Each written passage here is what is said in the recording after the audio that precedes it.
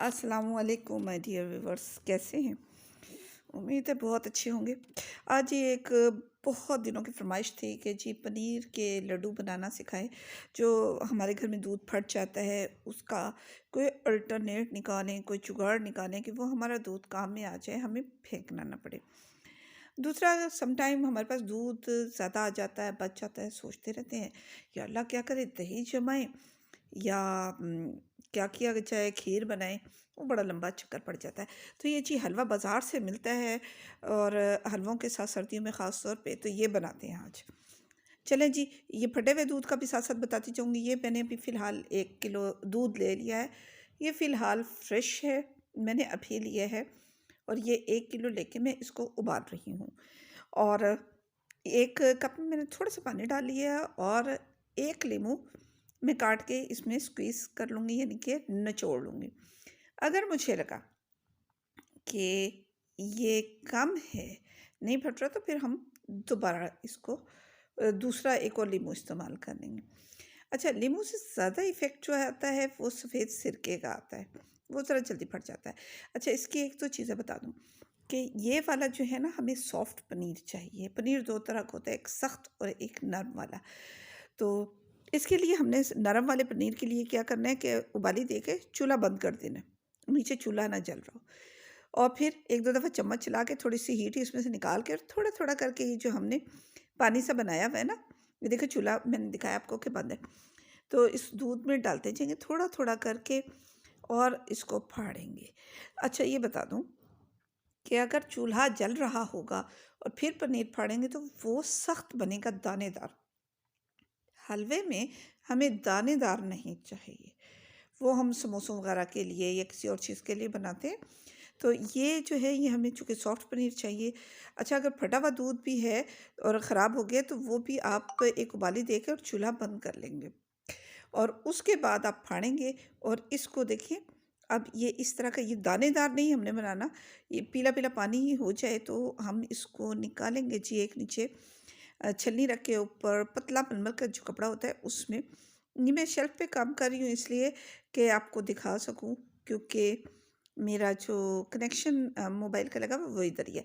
अच्छा जी, ये मैंने पैन में से निकाला, ये छलनी में स्ट्रेन होने के लिए मैंने छोड़ दिया।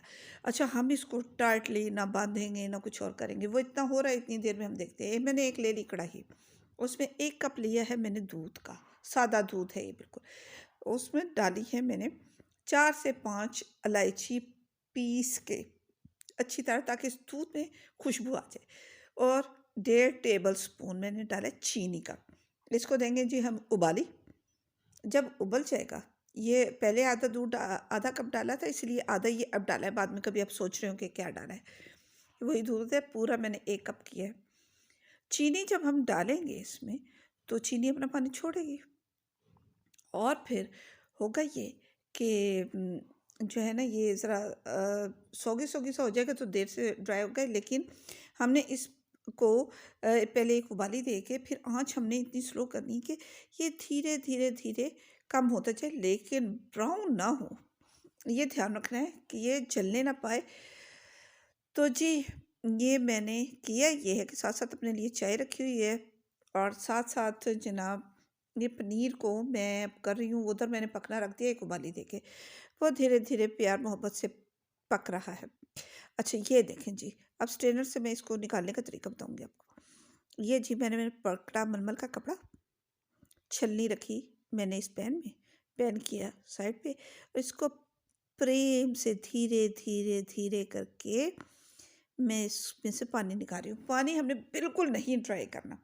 अगर बहुत ड्राई कर देंगे, बहुत टाइट से हम ये करेंगे तो फिर ये जूसी नहीं रहेगा। हमें ये थोड़ा सा जूसी चाहिए क्योंकि आगे हमने इसके साथ प्रोसेस करना है, तो नमी रहनी चाहिए। ये मैंने मलमल के कपड़े में से इसको झाड़ के निकाल लिया, पैन एक तरफ।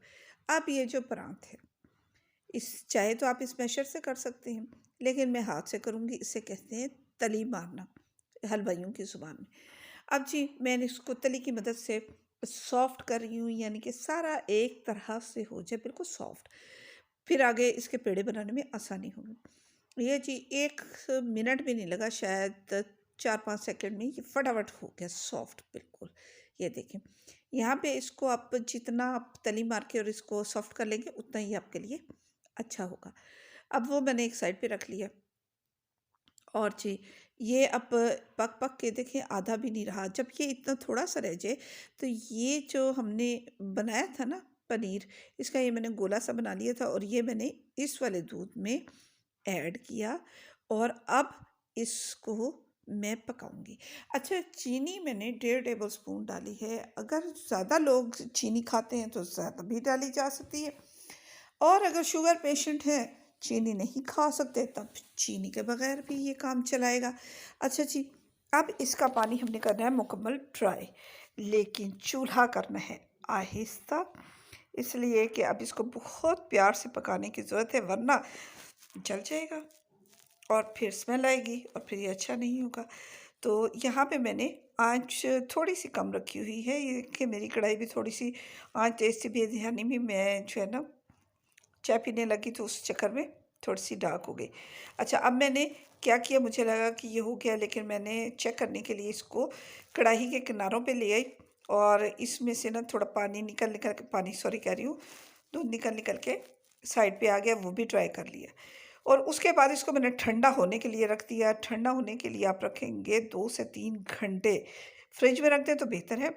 फिर फ्रिज से निकाला और दोबारा इस पैन में मैं डाल के और इसको दोबारा बस हल्का सा ही करूँगी, ये तो 1 सेकंड भी नहीं लगना। और फिर इसके गोल से मैं पेड़े बना लूँगी, या लड्डू से कह लीजिए, आप बर्फ़ी की सूरत में बना सकते हैं।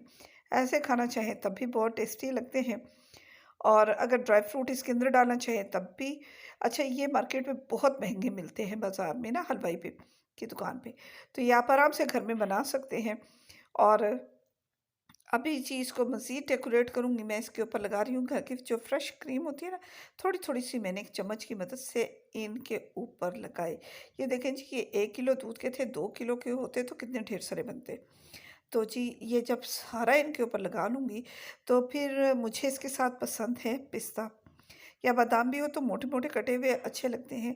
लेकिन इस वक़्त रात का वक़्त है, 1 बज रहा है, और चूँकि मेरे बच्चे सो रहे हैं, वो डिस्टर्ब ना हों, तो फिर इसलिए मैंने किचन में क्रश हुआ हुआ ये पड़ा हुआ था बादाम, तो मैंने वही डाल दिया।